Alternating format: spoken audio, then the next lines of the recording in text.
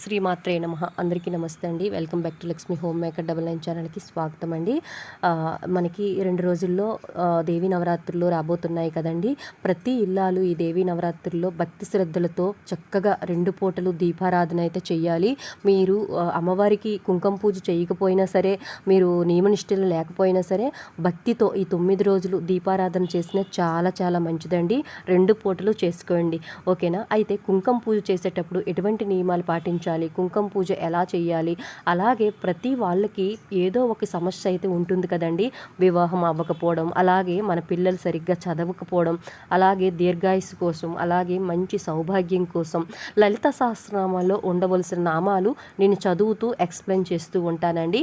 ఈ నామాలు ప్రతి నిత్యం మనము దేవీ నవరాత్రుల్లో మనం చదువుకుంటే చాలా మంచిదండి.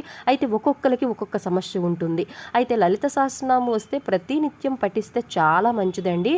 లలిత సహస్రనామం రాని వాళ్ళు కొన్ని అంటే వచ్చినా పర్వాలేదు, రాని వాళ్ళు ఉంటారు కదండి. అలాంటి వాళ్ళకి ఏ సమస్యకి ఏ శ్లోకము చదువుకోవాలనేది మనకి లలిత సహస్రనామంలో చెప్పబడ్డాయండి. ఇవన్నీ నేను తెలుసుకొనే మీకు చెప్తున్నానండి. నాకు తెలిసిన ఒక అమ్మ ఉన్నారు అని చెప్పాను కదండి, శ్రీ విద్య ఉపాసకురాలు. ఆవిడ దగ్గర నేను అన్నీ తెలుసుకొని మీ అందరికీ నేను వీడియోస్ అయితే పోస్ట్ చేస్తున్నానండి.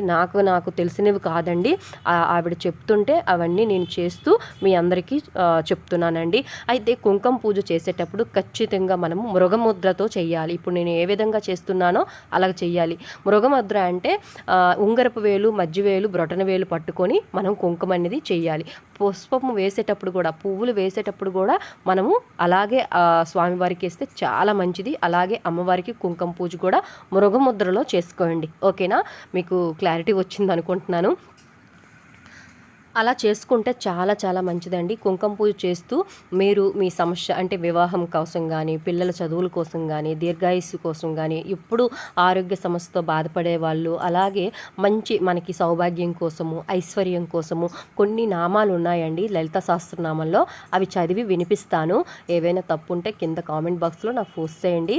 ఈ నామాలన్నీ మీరు లలిత సహస్రనామంలో చదువుకొని, అంటే నేను డిస్క్రిప్షన్ బాక్స్లో ఇస్తానండి, ఇమ్మంటే చదువుకొని ప్రతినిత్యము, అంటే ఈ నామాలు ఒక్కొక్కటి, అంటే మీకు ఆరోగ్య సమస్య అనుకో, ఆరోగ్య సమస్య కోసం 41 రోజు 300 సార్లు కంటిన్యూగా చదవాలండి. అయితే 41 రోజు మీకు కుదరదు కదా, ఇప్పుడు మంచి రోజులు వస్తున్నాయి కదా, ఈ రోజుల్లో మనము అమ్మవారికి స్మరిస్తూ ఈ నామాలు 9 రోజులు 300 సార్లు మీరు చదువుకుంటే తప్పకుండా అమ్మవారు మీకు ఆ కోరిక అనేది తీరుస్తుంది.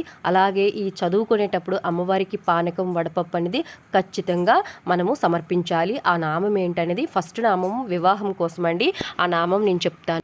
వివాహం లేటుగా అయ్యేటప్పుడు కానీ, వివాహం మధ్యలో ఆటంకాలు వస్తాయి కదండి, అలాంటి వాళ్ళకి ఈ శ్లోకం అండి. ఇది చాలా పవర్ఫుల్ అండి. ఇది ప్రతి నిత్యం 300 సార్లు జపించండి. కామేశ బద్ధ మాంగళ్య సూత్ర శోభిత కందర. ఇది మాత్రము అమ్మవారి దగ్గర ఈ దేవీ నవరాత్రుల్లో చక్కగా చదువుకోండి. అలాగే ఉద్యోగం కోసము, అలాగే ఉద్యోగాలు రాకపోయినా సరే ఉద్యోగంలో ప్రమోషన్ కోసం ఈ నామం అయితే చదువుకోవాలండి. రాజరాజేశ్వరి రాజ్యదాయని రాజ్యవల్లభ.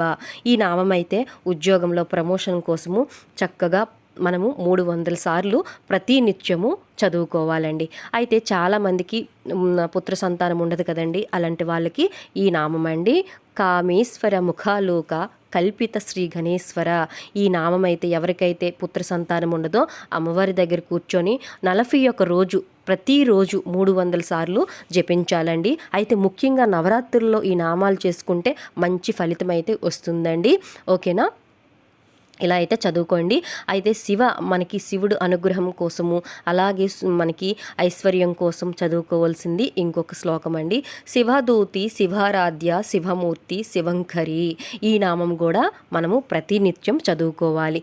అలాగే సర్వకామ్య సిద్ధి కోసం చదువుకోవాల్సిన మంత్రం అండి. సర్వకామ్య సిద్ధి ఉంటుంది కదా, అలాంటి వాళ్ళకి ఈ నామం అండి. సుధాసాగర మధ్యస్థ కామాక్షి కామదాయిని. ఇది కూడా మనము అమ్మవారికి చదువుకోవాలి. ఎక్కువగా చాలామంది దేవి అనుగ్రహం కోసం చదవవలసిన మంత్రం అండి ఇది. ప్రతినిత్యము ఈ దేవి నవరాత్రిలో చదువుకోవాల్సిందండి. శాంకరి శ్రీకరి సాధ్వి శరత్చంద్ర విభావన. ఈ నామం కూడా చక్కగా మనము అమ్మవారి దగ్గర కూర్చొని చదువుకోవాలండి. చాలా చాలా శక్తివంతమైన నామం అండి ఇది. చక్కగా మనము కుంకుమ పూజ చేస్తూ చదువుకోవాలండి. దీర్ఘాయుస్ కోసం చదువుకోవాల్సిన మంత్రం అండి. అంటే ఎప్పుడు బాగుకుంటూ ఉంటుంది, ఏదో ఒక సమస్యతో దీర్ఘ ఆయుష్ కోసం అంటే ఎప్పుడు మనకి ఏదో ఒకటో రోగాలతో బాధపడుతూ వాళ్ళు ప్రతినిత్యం 300 సార్లు జపించవలసిన మంత్రం అండి. సర్వవ్యాధి ప్రశమని సర్వ మృత్యు నివారిణి. ఈ శ్లోకం అనేది ప్రతి నిత్యము మనము ఈ నవరాత్రుల్లో జపించుకున్నట్టుగా అయితే మనకి ఎప్పుడు కూడా ఆరోగ్య సమస్యలు అయితే ఉండవన్నమాట. ఓకేనా? ఈ విధంగా మీరు చేసుకోండి. మనకి ముఖ్యంగా దేవి అనుగ్రహం కోసం ప్రతి నిత్యం మనము పఠించవలసిన నామం అండి శంకరి శ్రీకరి సాధ్వి శరత్చంద్ర విభవన. ఈ నామము ప్రతి నిత్యం మనము అమ్మవారి దగ్గర కూర్చొని చక్కగా చదువుకోవాలి. చాలా చాలా మంచిదండి. ఈ దేవి అనుగ్రహం కోసము ఈ నామం అయితే ప్రతిరోజు మనం చదువుకోవాలండి. ఓకేనా?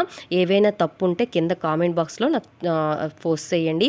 అలాగే మనకి విద్యార్థులు అభివృద్ధి కోసం విద్యలు అంటే మా పిల్లలు సరిగ్గా చదవట్లేదు, వాళ్ళ అభివృద్ధి కోసం జపించవలసిన మంత్రం అండి. ఆత్మవిద్య మహావిద్య శ్రీ విద్య కామసేవిత శ్రీ షోడాక్షరి విద్య త్రికోట కామకోటిక. ఇది కూడా చాలా మంచి పవర్ఫుల్ అండి. చాలా చాలా మంచి. మనం చిన్నపిల్లలతో కూడా ఈ మంత్రాన్ని మనం చదివిస్తే చాలా మంచిదండి. ఓకేనా? ఈ విధంగా అయితే ప్రతి నిత్యము ఈ నామం అయితే జపిస్తే మనకి చాలా బాగా అమ్మవారు కరుణిస్తారనమాట. ఓకేనా? ఆ తరువాత ఇంకొకటి నామాలు ఉన్నాయండి. ఈ నామాలన్నీ మీకు డిస్క్రిప్షన్లో బాక్స్లో ఇమ్మంటే ఇస్తానండి. మనకి అందరము సర్వ సౌభాగ్యం కోసమే కదా కోరుకుంటాము. అందరము సర్వ సౌభాగ్యం కోసమే కదండి మనం అందరము కోరుకుంటాము. అలాంటి వాళ్ళు ఏ శ్లోకం మనము జపించాలి అంటే భద్రప్రియ భద్రమూర్తి భక్త సౌభాగ్యదాయిని. ఇది సర్వ సౌభాగ్యం కోసం అండి. ప్రతి నిత్యము ఈ దేవీ నవరాత్రుల్లో ఎవరైతే ప్రతి నిత్యము ఈ శ్లోకాలు చదువుకొని అమ్మవారికి పానకం వడపప్పు సమర్పిస్తారో వాళ్ళకి అమ్మ దయ కంపల్సరిగా మనందరి మీద ఉంటుందండి. ఏదైనా సరే మంచి నమ్మకంతో చెయ్యాలండి. ఈ దేవీ నవరాత్రుల్లో అస్సలు మిస్ అవ్వద్దండి. ఈ నామాలన్నీ మీరు చదువుకోండి ప్రతి నిత్యము. అలాగే లలిత సహస్రనామం వస్తే ప్రతి నిత్యం చదువుకోండి. సర్వేజన సుఖినో భవంతు.